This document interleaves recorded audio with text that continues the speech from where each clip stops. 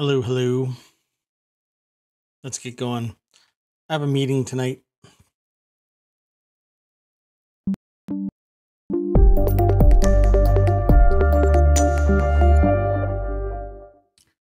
Hello, I am Mayor Watt. That is ohmTown.com, and that's what powers all of the show. What is ohmTown? ohmTown.com is a news aggregation site that grabs about 200 or so sources. Sometimes they're really small, sometimes they're large news sources, but they all get funneled into 6 main categories: create, news, education, entertainment, social, and technology. And today's show is September 9th, 2022. And I've already selected a bunch of news. Let's get into it. Let's see, anything exciting that has gone on in the last 24 hours that isn't news related? No, I'm standing at my sit-stand desk. Hey, how about that? The Queen passed away, and now there's a king in place. What else? I don't know. Political news is still easily categorized as batshit crazy. It's Friday. I'm just going to get into the news. I just can't vamp very well today. First article is in the Hatch Ideas channel. Pinocchio is Disney's latest live-action remake. Here's how to stream the new fantasy movie starring Tom Hanks. I am probably going to end up, well, I'm not probably. I am going to end up watching that this weekend. And it says here, Disney's live-action remake Pinocchio is now streaming on Disney+. The new movie stars Tom Hanks as Geppetto and Joseph Gordon-Levitt as Jiminy Cricket. In his normal form, he only takes on that human persona when he has to go and hang out with people. To watch the film, you'll need to join Disney+. Let's click the link. Oh, I caught it sooner. I caught it sooner this time. There, the link, it's in chat. So I was working on a solution where I would just be able to provide one link, but really, if people come and go, they'll never see the link. So I'm stymied. I don't know really what to do here. I'll probably just put a link in the show notes from now on to the site and the episode, because the podcast is actually on a separate site from ohmTown.com. Anyway, I'm still working on a solution. Sarah Cyril is the author of this article over at businessinsider.com. And, I got my voice changer working too. Hold on. Let me see. Do I want to sound like T-Pain? Do I want to have an echo? I'll just leave it back here. Anyway, watch this break. And right now I'm going to be sounding like T-Pain with an echo. Anyway, the cost of this is $8 a month or $80 a year. That's really not bad. I mean, you get a ton of things, and I don't know. I think it's worth it. Not everybody does, but some people don't like Disney. Anyway, so if you want to watch it, you're going to have to subscribe to Disney Plus. The ad-free price will increase to $11 starting December 8th, and for a limited time, new and returning members can get their first month of service for just $2. And Disney Plus can also be bundled with Hulu and ESPN Plus for a starting price of $14 a month. But I don't know if those two are ad-free, because I was told that if you have Disney Plus and you try to migrate to Hulu and ESPN Plus, you can't get it ad-free. And when I tried to pursue it, I could not manage to get it fixed so that I could have access to it. I don't know what went wrong, and I decided not even to bother because I really don't like Hulu's interface, and I'm not really into sports. But $14 a month for ESPN Plus and Hulu and Disney Plus is not a bad deal. particularly if it's ad-free across all three. Let's move on to the next article. And that one is in the Law Nerd channel. Law Nerd. Are you a law nerd? Are you into law? I'm into law. Mostly as a way to criticize it because I've had more than one attorney say, well, the legal justice system generally gets it right. And I said, well, whenever that comes up, I say, yeah, generally gets it right doesn't really mean much when you're in the death penalty and they complete the task and then find out later, that's something, I don't know, institutionalized something. God, what is the word? Anyway, I keep forgetting. And they find out that that person did not commit the murder or the crime, whatever it might be that had led to capital punishment. Anyway, law schools have the highest percent of full tuition scholarships? Question mark. Which ones? Ohio State University Michael E. Moritz School of Law, College of Law has awarded the highest number of full tuition scholarships among law schools. Let's click the link. Takes us over to Stephanie Francis Ward over at the ABA Journal. I typically don't go through all of these, but as an article, I don't read the whole thing. But if you are interested in full tuition scholarship at a law school, go over to this site and check it out. According to a recent study posted on Tax Prof blog, that's Bob Loblaw's law blog. It's Paul Karen, Tax Prof blog. The dean of Pepperdine University, Rick J. Caruso School of Law, found that 33.9% of students at the school received full tuition scholarships, and the school has the second highest percentage of students receiving awards. Was the University of Florida, Frederick G. Levin College of Law with 25.2%, followed by the University of Iowa College of Law, where 19.5% of the students received full tuition scholarships.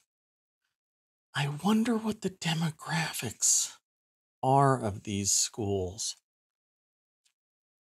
Karen's findings are based on data from 2021 ABA 509 reports, which are the most recent available. So only a year old. I think this might be cool to go and check it out. The Post also ranked law schools offering more than full tuition. In the top 3 spots was University of Arizona James E. Rogers College of Law at 45.2%, Brigham Young University J. Reuben Clark Law School, 23.4%. That's a staggering decrease in the number of. Anyway, and the University of Alabama School of Law. School of Law. It's kind of like a shake and bake. School of Law. I don't know where I'm going with that joke, but let's just move on. Now you know where to go if you want a full scholarship or more. Doesn't say what else you have to be, but you'll have to do some due diligence there. The next article is in the Hatch Ideas channel. The Fed won't get back to 2% inflation without sparking a serious depression, says Interactive Brokers Chairman Thomas Peterfee. Yeah. The Fed isn't going to get inflation down to 2% target without sparking a depression, Thomas Peterfee said. Peterfee pointed to persistent inflationary pressures such as deficit spending, lowering global trade, and labor market imbalances. He did not believe stocks had bottomed yet and said that the S&P 500 could fall another 16%. And despite embarking on an aggressive monetary policy path in 2022, 9 months ago, the Fed hasn't or isn't going to get inflation back down to 2%, which is its target, over the next 2 years without sparking an economic depression, which is exactly what I've been saying. Inflation will continue Interest rates will increase. Cost of living will increase. Food will continue to increase. I haven't looked at the CPI because, well, I want to give it some time and see what it actually is going to shake out at for September. We're only not even halfway into it. Yeah, my gosh.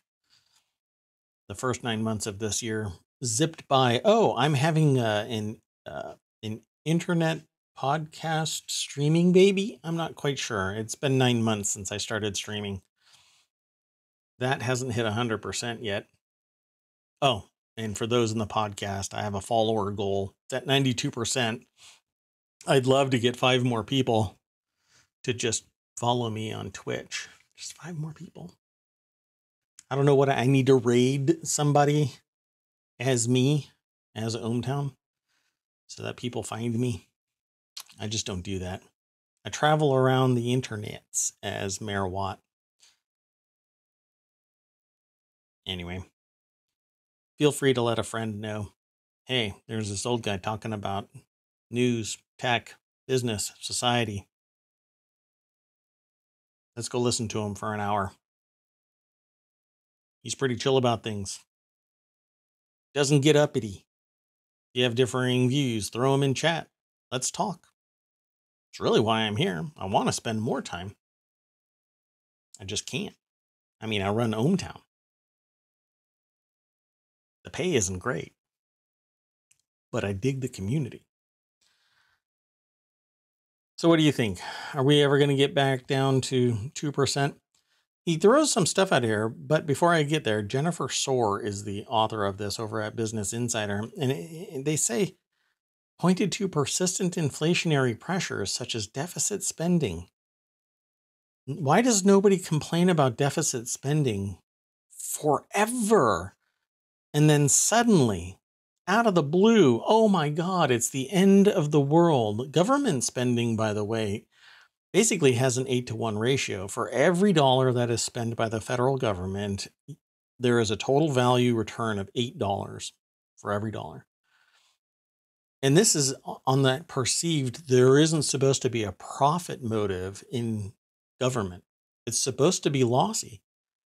You know, the USPS is supposed to be at a loss. It's supposed to provide fundamental mail activities, delivering packages and goods and physical letters, physical mail from point to point at break even within its budget. And if necessary, deficit spending so that it can continue its operations. And not until it was mandated to fully fund its retirement fund did it start running into troubles. And then dipshit gets put in office and they start breaking down equipment, making it more efficient, costing more to replace ultimately, hobbling the USPS so that it looks attractive to people on the outside saying, well, it's falling short in its deliveries. Now it's saying that it's not going to deliver on X, Y, and Z day. We better break it all up and deliver it to FedEx and USPS. And point of order, dipshit's company. Anyway, we won't get into who that dipshit is, but let's just say that all deficit spending is not bad. Not when its long-term return on investment is actually great. Lowered global trade? Are you kidding me? Do you know what the cost of goods would be if we repatria sourced, as I call it, manufacturing wholesale into the United States? This shirt would cost $250. And labor market imbalances? You want to know why things are inexpensive? It's because manufacturing companies are using, I hesitate to say there's slave labor and then there's economic slave labor where the people are in the countries that they are working are making $1 per year, but they're working and their cost of living is so low because their cost of living is so low, which is institutionalized. Whereas here, people are able to stand up for their rights and demand a certain wage, and they still aren't being told they can get $20 per hour, which is a minimum livable wage. Anyway, I had a conversation earlier today about the fact that there are so many people that buy into the ideology that just because somebody is rich, you have to listen to their voice, as if they are the ones that have all of the answers. And I challenge anybody to tell me of an ethical multimillionaire, let alone billionaire. You know, I got into a conversation as well with someone who said, well, they are generationally wealthy, right? They brought in, they were given money by their family. And they said, well, I'm not going to apologize because my family is wealthy. Well, I'm not asking you to apologize, but you do have to understand that you didn't make any of this. Your wealth is not your wealth. You're living off the teat of generations of people who previously oppressed other populations to get ahead because they had the means to oppress. Yeah, they didn't like that. But that's what a lot of very wealthy people have, generational wealth. And when you invest money, you are making money off of other people's work, or you're making money off of making money off of making money. It's not that the money, the adage is make your money work for you, and that's been perpetuated into more than just the American psyche. It's embraced. Invest your money and it'll make more money. A lot of people say, well, it's not just sitting there. No, but saying that you need 8% return on your investment and everybody else needing 8% return on your investment means that the costs have just increased somewhere else by at least 8% because you need something on top of that as juice to squeeze so that you can get your 8% and the next person get their 6% and the next person get their 5% and so on. It is a MLM. It is a Ponzi scheme. It is investment hoping for the next person to want to buy whatever it is you're selling. But it's nothing more than the investment, not a real product or service that you're offering. So, of course, you're not going to get inflation back down to a 2% target because everybody else is in the fear of missing out opportunity of recovering from the pandemic low and squeezing the orange so hard that those of us who aren't, so wealthy that we can just invest and invest and invest, end up with a dried out husk by the time everything equalizes later on. And that 2%, by the time we get to it, already, look, we're at 2% finally, but the cost of living is 13%.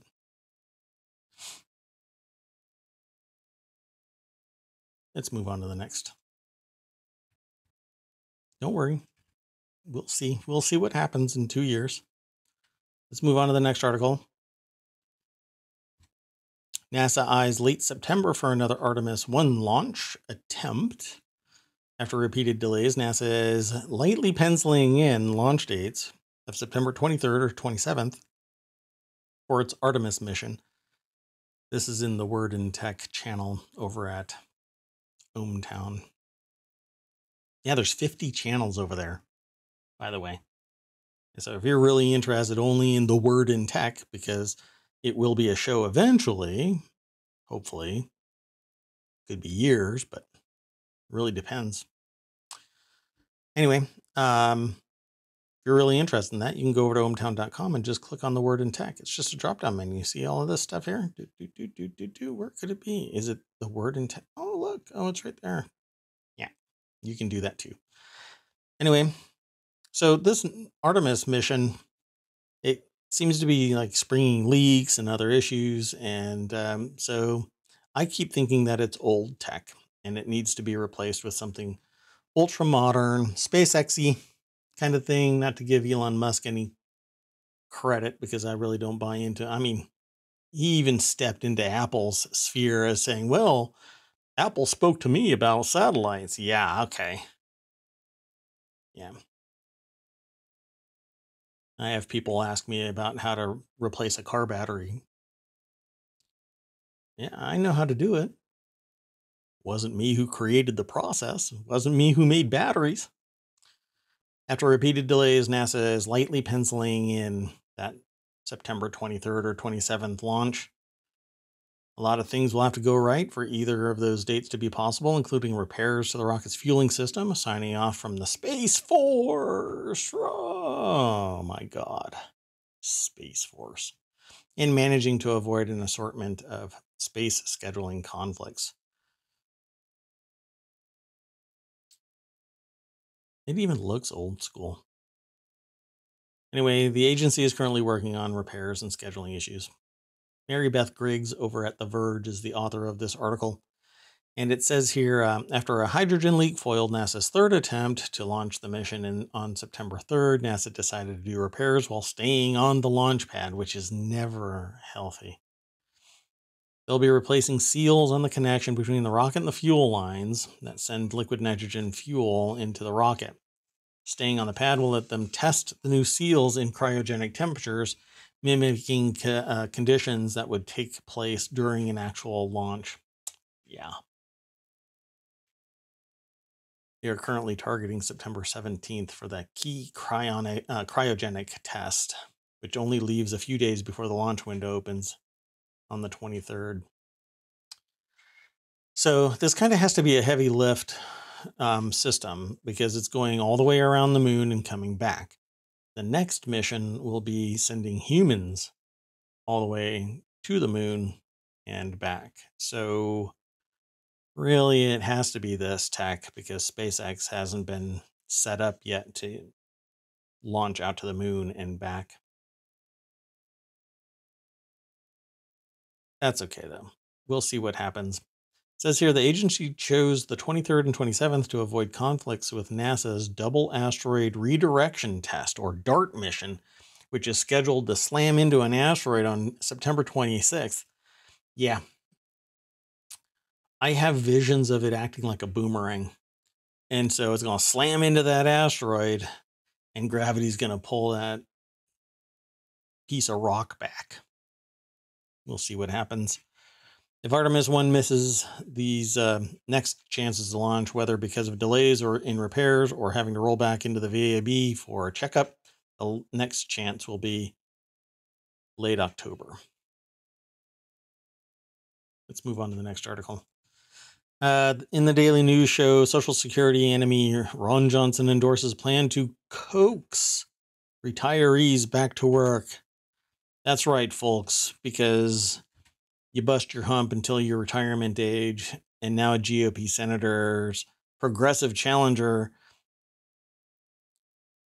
said Johnson is waging a war on our seniors and the benefits they've worked towards their entire lives. Mandela Barnes? This is over at commondreams.org by Jake Johnson. Mandela Barnes, the GOP senator's progressive challenger, said Johnson is waging a war on our seniors and benefits, and the benefits they've worked towards their entire lives. And this numbnuts is, here he is, wondering where his soul is. Republican Senator Ron Johnson this week endorsed a proposal to coax seniors out of retirement to address so-called worker shortages, drawing backlash from his Democratic opponent and other critics who noted the GOP lawmakers' long history of attacking Social Security. There are a number of innovative ideas I would support, says Johnson, a Republican from Wisconsin. said during a teletown hall with constituents on Wednesday as he's locked in a close re-election race with Democrat challenger Mandela Barnes in the key battleground state of Wisconsin. Not said on a hot mic, but I imagine rolling through his head is, well, I have a lot of money and taxpayers are paying for me to say this. And really, I'm here, so most people are just going to be okay with me staying here.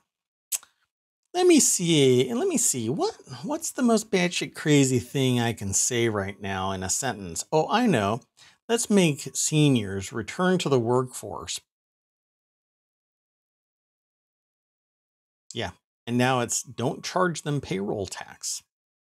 They're not paying it anyway, so if they want to get back and earn a few extra bucks, let them start working. Yeah, it's or if they so choose to return to work, they can return to work. That's their prerogative, really, right? The Republican senator's comments came weeks after he sparked outrage by suggesting that funding the Social Security and Medicare should be discretionary rather than mandatory, a change that would pave the way for cuts or the complete demise of the popular programs. Again, it's isolationist. It's sociopathic. It's antisocial. It is wholeheartedly wingnut GOP in its premise that you should have to look out for yourself in a society where everybody helps everybody else by doing a job that is in some way in demand. Right? That is why the more populous an area, the more dense the population, the more it swings Democrat. The more it swings toward open, inclusive opportunity, availing to all people, not nepotism, not siloing, not, it's them versus us. And that's why it's called social security, because everybody pays into it and everybody benefits from it. It also is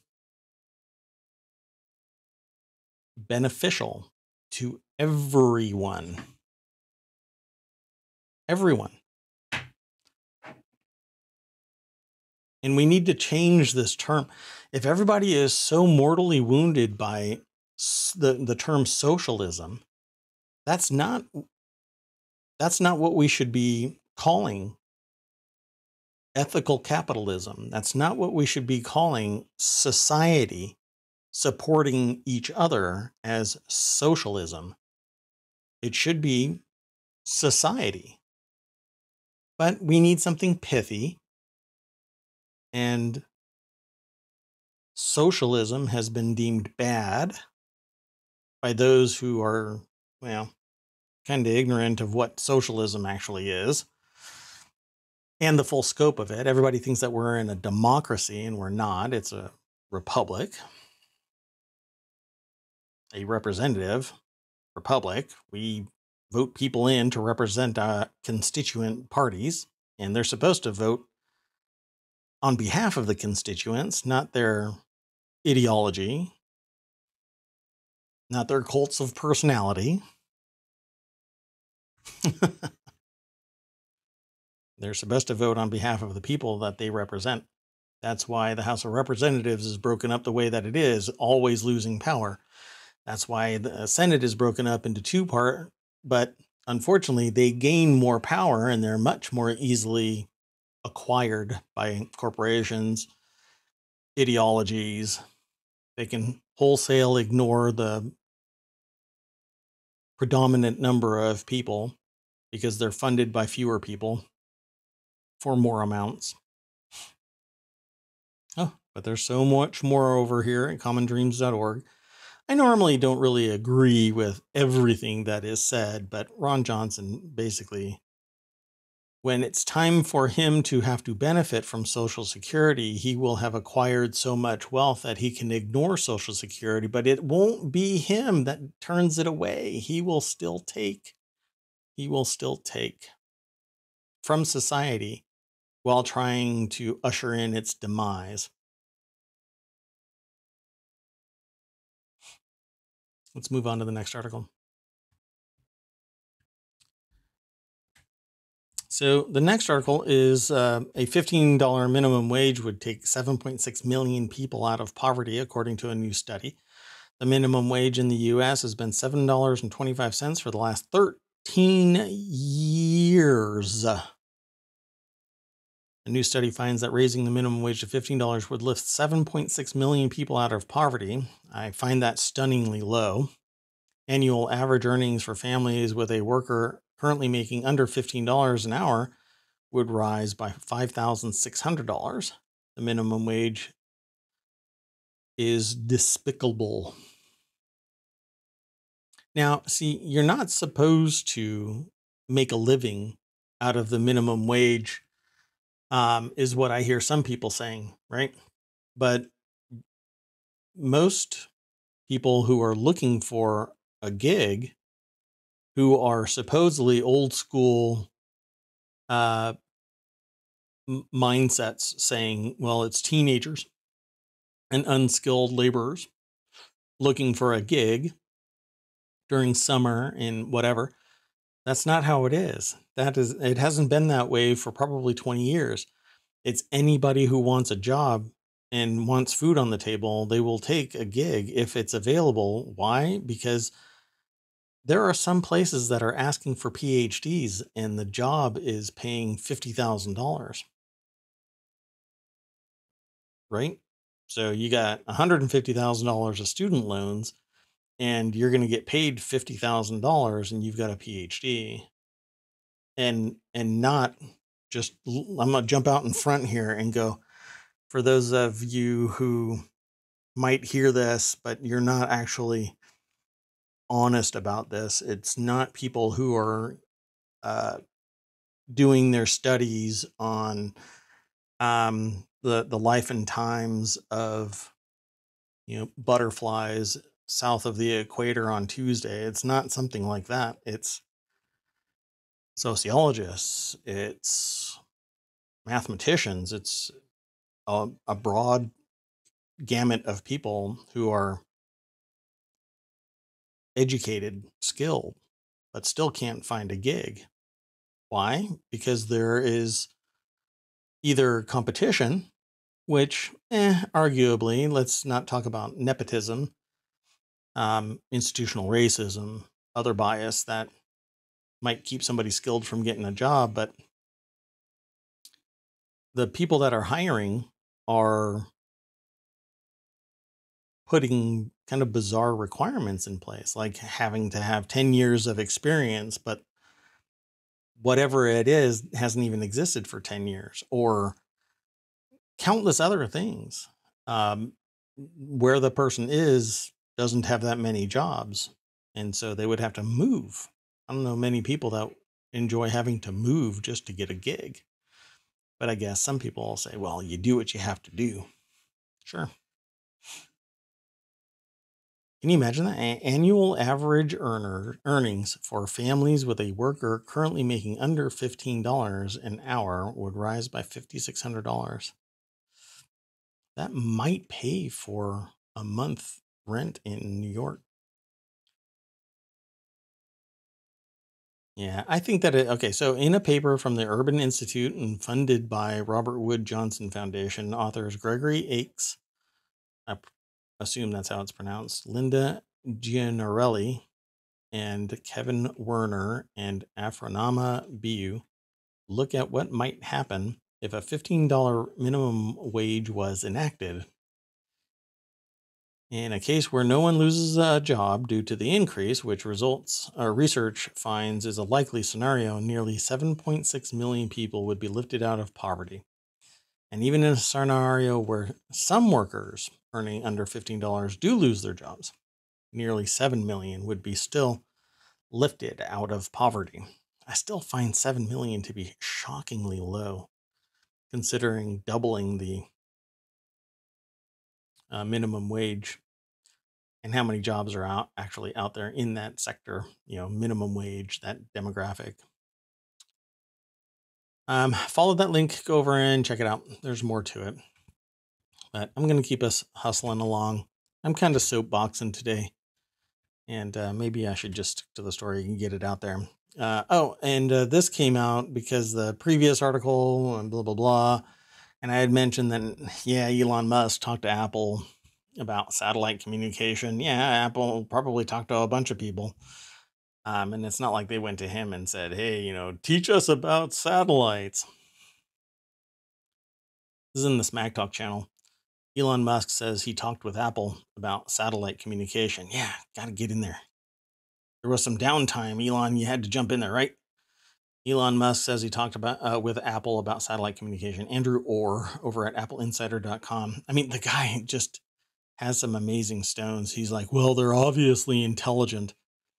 We've had some promising conversations with Apple about Starlink connectivity. No, you've had conversations with Apple, not Apple having conversations with you. It's like me storming into the bank and saying that, hey, I would really like to have some free money. No, they don't want to entertain my conversation. I'm sure they were just being polite there, Elon. I don't know for sure, though. You never know. Maybe Apple did call him up and say, hey, you want to come and talk to us about Starlink connectivity? Because we know it's, really super unknown to us. But he writes, iPhone team is super smart. For sure, dude. We've had some promising conversations with Apple about Starlink connectivity. iPhone team is super smart, dude. Musk tweeted on Thursday, for sure. Closing link from space to phone will work best if phone software and hardware adapt to space-based signals versus Starlink purely emulating cell tower. No shit news. The plan with T-Mobile and SpaceX isn't as seamless as Apple's satellite feature. T-Mobile will provide satellite communication for relatively modern smartphones with compatible modems. It will be limited to text messages like Apple's system, but it has to get off the ground first. Apple went so far as to set intermediate stations up in physical space so that when there isn't a text messaging style exchange possible, humans take that data and translate it into spoken word so that the next relay is available. I mean, it's quite fascinating how much effort was already planned. And I think it's amazing. I think they did a really great job in their presentation. It was very digestible and approachable. Getting your phone to communicate with a satellite, normally impossible, by the way. I mean, it takes new hardware, new software, new processes. Everything has to be in unison and it has to work. It just has to work.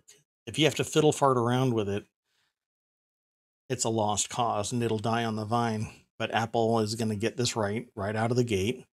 If not, they're going to have some serious issues because the liability is that this thing fails in its role of satellite communication.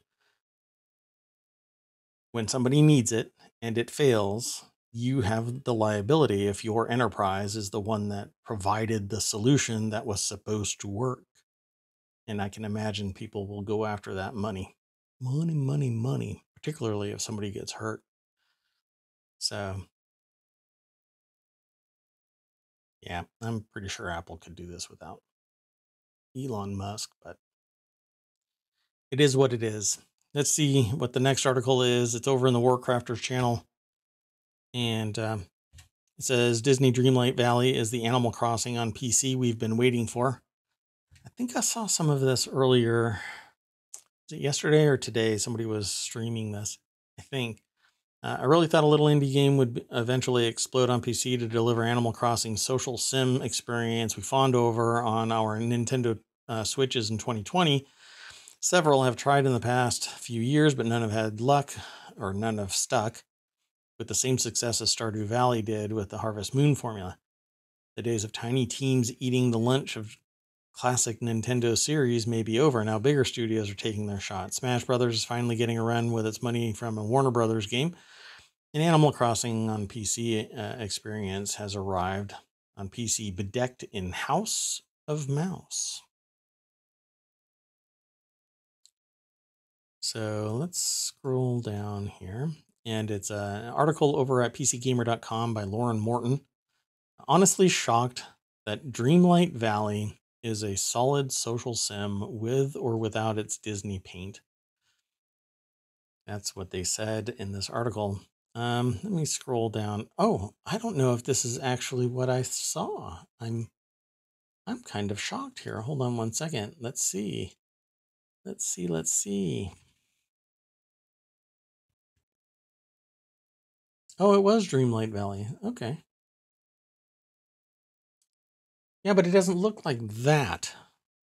Not what I saw. You can go and check it out now. Disney Dreamlight Valley is being streamed here on Twitch. I don't know about over on YouTube. Discoverability for stuff, you have to know what you're searching for and do an active search for it, but I don't find live stuff very easily. Anyway, Dreamlight Valley goes above and beyond ACNH, though it may not have the alluring promise of turnip stock futures. You never know. It could be an add-on. Disney stock futures. But it does have a much bigger centralized story. Minnie Mouse is missing, and the valley's former ruler has vanished as an infestation of night thorns takes over the land, and its inhabitants suffer constant bouts of forgetting.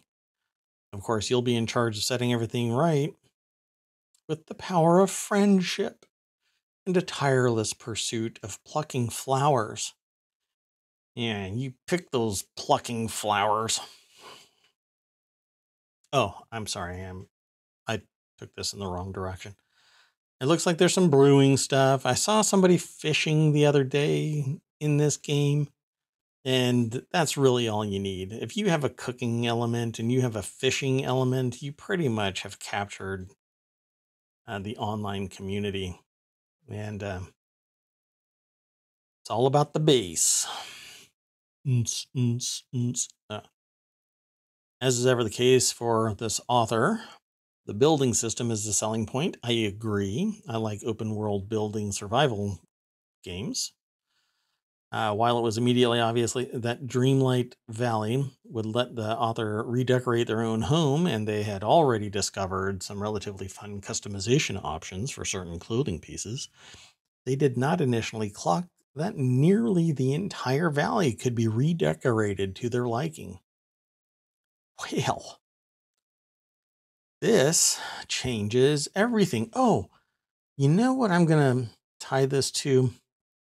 There is a game that I've been playing called Cookie Run. And it too is kind of skinned with Disney stuff right now. And I love it. Not the Disney stuff exactly, but the simple fact that this thing, you can build everything. It's a kind of like a base builder sim social thing, blah, blah, blah. It's just a lot of fun. And I've been cooking along without having to spend any money for quite some time. I don't know about Dreamlight Valley. I don't know how much it costs. I haven't looked into it, but let's see if the article says how much it costs. Doesn't look like it. Does not look like they say what the price is. Maybe it's free. I don't know. I'd check Steam. So go check it out because I think it's in Steam. Okay, so let's go on to the next article. This one was really interesting because, I donate periodically, kind of randomly, actually, when I see a need. I don't have $100 million to donate to a law school to get it named after me, but it costs $100 million to start your own personalized law school collection. Got to collect them all. This is over at abovethelaw.com. Stacy Zaretsky is the author of this. And apparently, it says Thomas R. Klein, a Philadelphia trial lawyer, commenting in an interview with the Philadelphia Inquirer on his $50 million gift to his alma mater, Duquesne University School of Law, which will now be known as the Thomas R. Klein School of Law of Duquesne University. In 2014, Klein gave $50 million to Drexel University School of Law, which is also known now as Drexel University Thomas R. Klein School of Law. Klein's gift to Duquesne was the largest the school had ever received in its 144-year history. Yeah, but if you account for inflation and the number of necks maybe stepped on, I'm not sure. I really don't know. But let's just say a $50 million gift is significant. Whereas I wouldn't care about it being named after me because it's supposed to be the donation and the considerable tax write-off and the goodwill. And, you do it out of the kindness of your heart, right?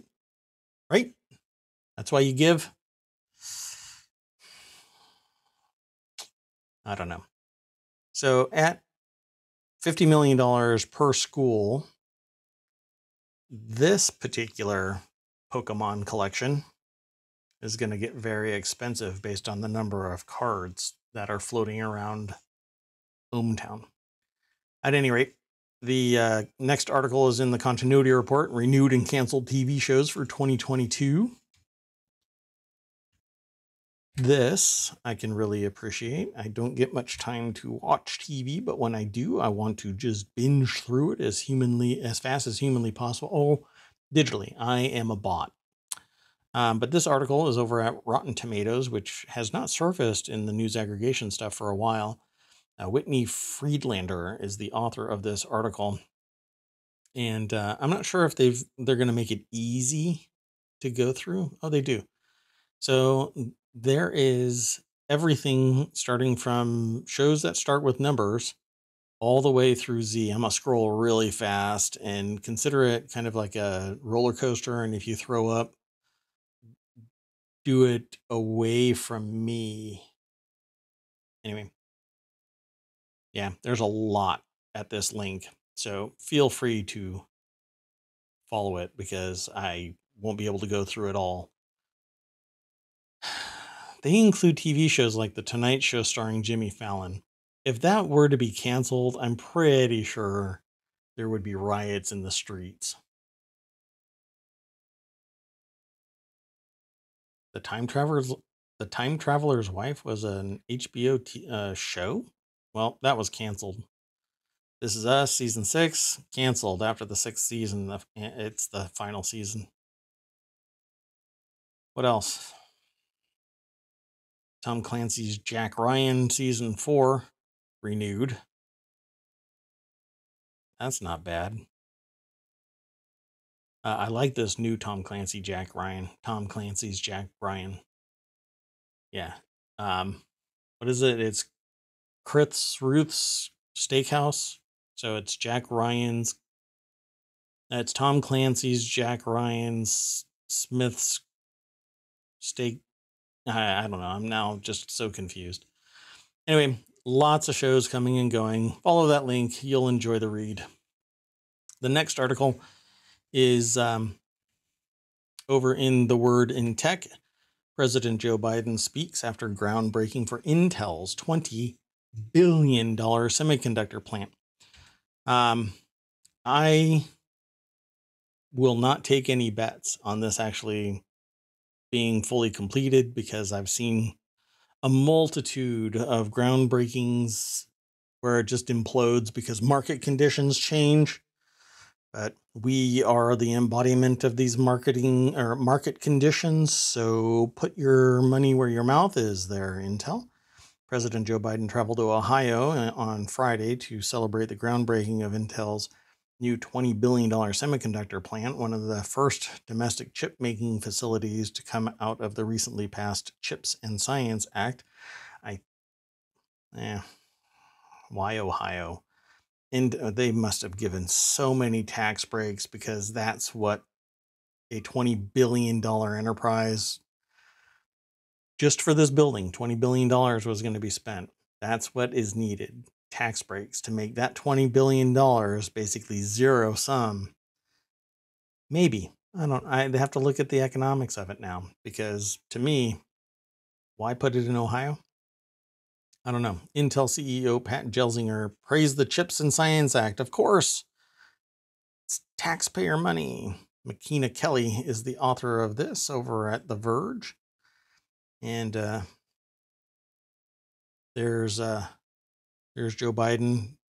He's missing the sign job complete or mission accomplished. That's what it is. Mission accomplished. I think it's job complete or work done, zug zug, something like that. Anyway, Intel's Friday groundbreaking ceremony kicked off construction of what the company has called the largest silicon manufacturing location on the planet. As part of Intel's plans to invest $100 billion in Ohio over the next 10 years, the company has said that the project could take more than 7,000 workers to build. The facility that is expected to house two separate factories, once finished, employ 3,000 workers. Intel had previously delayed the planned July groundbreaking ceremony because its plans largely relied on funding from the CHIPS Act, because you can't be a billionaire by spending your own damn money, which Congress has yet to pass. Whoops, there's your market conditions, folks. But after a summer of negotiations, Biden signed the $280 billion tech and science bill last month, calling it a once-in-a-generation investment in America itself. You know why? Because if this generation doesn't put democracy back on the rails, this will never happen again, yet the coffers will be pilfered. The bipartisan deal to boost American innovation in opposition to growing Chinese competition in the tech industry hopes to protect U.S. economic and national security interests following a global semiconductor shortage. That's right, because some people's cars came without chips that power the back seats, heating elements, and other things. Unless you bought a car that requires a subscription service for heating. Yeah. Anyway, we'll see. We'll see what happens with this. You know, they'll spend the money. It won't go through, but that money will still be there for use elsewhere, and it'll be realigned or something like that. It's just a budget modification for contractors. Let's move on. The next, and this is the final article for today. I actually do have a meeting. I'm going to get out of here at 6 o'clock instead of at 7 o'clock. There you go for the links. Bill Murray raised nearly $200,000 worth of crypto for a charity, and some POS stole it immediately. A hacker stole nearly $200,000 worth of crypto that actor Bill Murray raised during an NFT auction charity. I'm going to click that link. CNBC is the source, and Cheyenne Devon, which I think is an awesome name. Longtime reader of CNBC, first time reader of Cheyenne Devon's name. Again, awesome name. Anyway, criminals made off with 119.2 Ethereum, about $185,000 that the actor had raised during his NFT charity auction. The unknown hackers also attempted to steal NFTs from Murray's personal collection, which include two CryptoPunk NFTs, according to CoinDesk. CryptoPunks are amongst the most sought-after NFTs and can range in price from $77,600 to $1.2 million in Ether, according to Go Banking Rates. The Groundhog Day Stars virtual wallet security team, NFT consultancy firm Project Vinkman, was able to protect his NFTs. However, they were unable to protect the funds raised for charity. And you don't stay a millionaire by losing your own money. I hope I read further down there that he donated. Anyway, although Murray's charity funds appear to be gone, another Coinbase user has donated about $187,500 worth of Ether to Chive Charities, the nonprofit Murray was raising funds for. Why didn't Murray do it?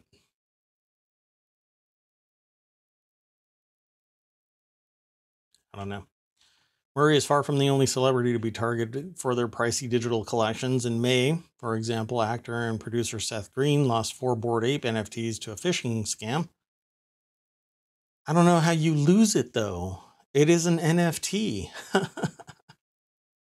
It is. You know how I can keep an NFT? Screenshot the damn thing. Anyway, there's more to it. I know. Don't email me. Green paid nearly $300,000 to recover one of his stolen NFTs, Bored Ape 8398, which he is planning to use in an animated series he's developing, according to BuzzFeed. Oh, brother. How to protect NFTs, crypto, and other digital investments? Don't go there. I don't know. Mitigate the risk by not engaging in NFT consumption because it's all fear of missing out. There's zero value there. Additionally, beware of giving out your personal and financial information to people you've never met. Again, another example of no shit news. OpenSea is the most popular and largest NFT marketplace. Recommends implementing various security measures, including using two-factor authentication. Again, no shit news. And a physical hardware wallet. Okay, why does a physical hardware wallet have any additional integrity? It all has to be processed digitally. It's not like you have to have a physical hardware wallet, right? I mean, it adds another layer, but two-factor authentication pretty much should be able to do it. In addition, to note that NFTs, like cryptocurrency, are subject to unpredictable fluctuations in value. There's no guarantee that you'll be able to earn a profit from the investment. Let's move on. I'll call it a day. Thanks for visiting ohmTown and watching the ohmTown Daily News Show. This will be a podcast tomorrow as soon as humanly possible. We're all up to date in terms of the podcast over on YouTube as well.